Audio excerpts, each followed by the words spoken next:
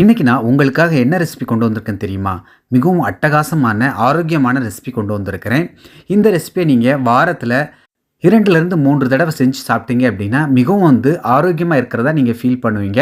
அந்த அளவுக்கு ஒரு சூப்பரான ரெசிபி நான் உங்களுக்கு கொண்டு வந்திருக்கிறேன். வாங்க வீடியோக்குள்ள போலாம். எப்படி செய்யலாம் அப்படிங்கிறத பார்க்கலாம். இன்னைக்கு நான் இத செய்றதுக்கு இது உப்பு கண்டம். உப்பு கண்டம்னு சொல்லுவாங்க. ஆட்டு இறைச்சிய பக்குவமா பதப்படுத்தி எடுத்து வைக்கிறதுக்கு பேரு தான் உப்பு கண்டம்னு சொல்லுவாங்க.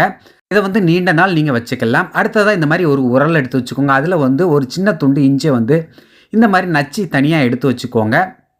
இந்த ரெசிபிய பிகினர்ஸ் கூட செஞ்சிடலாம். அந்த அளவுக்கு ஒரு எளிமையா நான் சொல்லி தர போறேன். அடுத்ததா 4 பல்லு பூண்டு எடுத்துக்கிறேன். நீங்க எடுக்கக்கூடிய அளவை பொறுத்து நீங்க இந்த பூண்டு எல்லாமே கூட குறைய சேர்த்துக்கோங்க.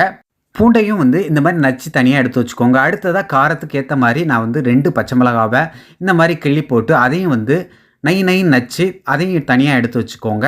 இது ஒரு பக்கம் இருக்கட்டும். அடுத்ததா அதே உரல்ல நான் இன்னைக்கு ஒரு 100 கிராம் அளவுக்கு உப்பு கண்டத்த, அதாவது நம்ம ஆட்டு இறைச்சிய பதப்படுத்தி வச்சிருக்கோம்ல, அத கொஞ்சம் கடினமா இருக்கும். இந்த மாரி உரல்ல போட்டு நச்சு எல்லாத்தையும் எடுத்து வச்சுக்கோங்க. நான் ஒரு 100 கிராமுக்கு அளவுக்கு நான் எடுத்து வச்சிருக்கிறேன். நான் இன்னைக்கு 3 பேர் சாப்பிடுற அளவுக்கு இந்த ரெசிபி ரெடி பண்றேன்.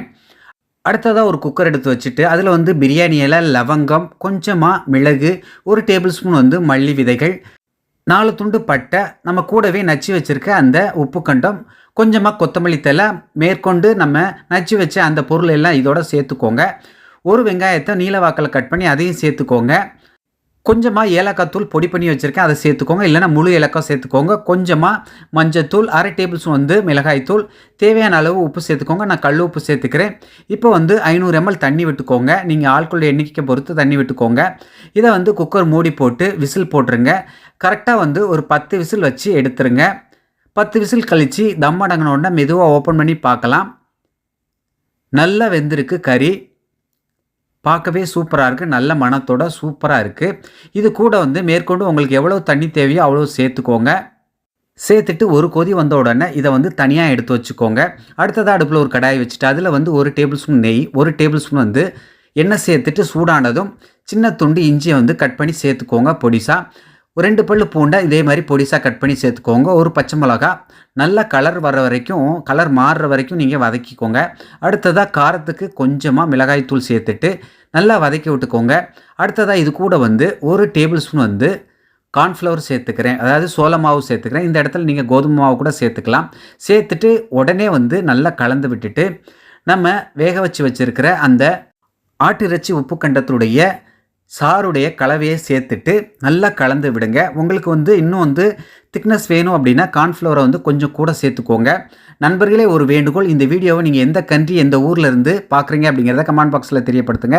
மிகவும் சந்தோஷப்படுவேன். இந்த மாதிரி ஒரு கொதி வந்த உடனே இந்த நேரத்தில் உப்பு தேவைன்னா செக் பண்ணிவிட்டு சேர்த்துக்கோங்க. கடைசியாக கொஞ்சமாக கொத்தமல்லி தலையை தூவிட்டு நீங்கள் சர்வ் பண்ண ஆரம்பிச்சலாம். ஓகே நண்பர்களே, இதே மாதிரி பக்குவத்தில் இதே அளவுகளோட நீங்களும் இந்த மாதிரி உப்பு கண்டத்தில் ஒரு அருமையான சூப்பு செய்து சாப்பிட்டு பார்த்துட்டு டேஸ்ட் எப்படி வந்துன்னு சொல்லுங்கள். இந்த வீடியோ உங்களுக்கு பிடிச்சிருந்தா லைக் பண்ணுங்கள். உங்கள் நண்பர்களும் சொந்தங்களும் பார்க்கணும், அவர்களுக்கும் ஷேர் பண்ணுங்கள். மறக்காமல் நம்ம சேனலை சப்ஸ்கிரைப் பண்ணாதவங்க சப்ஸ்கிரைப் பண்ணிக்கோங்க. ஃபாலோ பண்ணாதவங்க ஃபாலோ பண்ணிக்கோங்க. ஓகே நண்பர்களே, எல்லாரும் பாதுகாப்பாக இருங்க. இதே போன்று அடுத்து ஒரு அருமையான வீடியோவில் சந்திக்கிறேன். Take care. Bye bye. Thank you.